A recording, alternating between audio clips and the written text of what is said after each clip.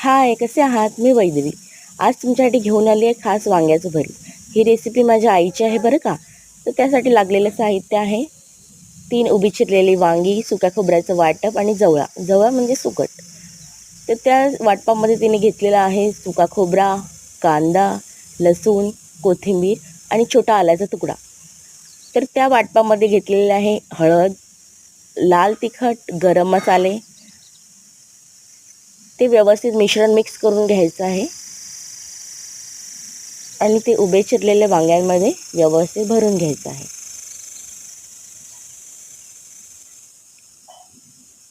भरीत तर सगळेच करतात, पण ही रेसिपी खास माझ्या आईची आहे, जी आम्ही लहानपणापासून आवडीने खातो. तुम्ही हे सुकट न घालता सुद्धा करू शकता. तर त्यासाठी कांदा घेतलेला आहे. कांदा परतून घेतल्यानंतर त्याच्यामध्ये तेल टाकलेलं आहे.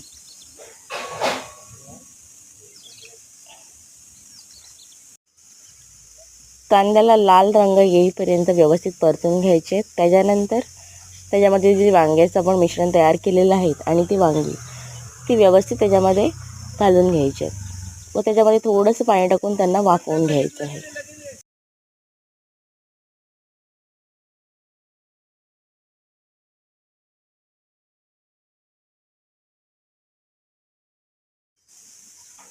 तुमचं वांग्याचं भरीत तयार आहे. जर व्हिडिओ आवडला तर व्हिडिओला नक्की लाईक आणि सबस्क्राईब करायला विसरू नका. थँक्यू.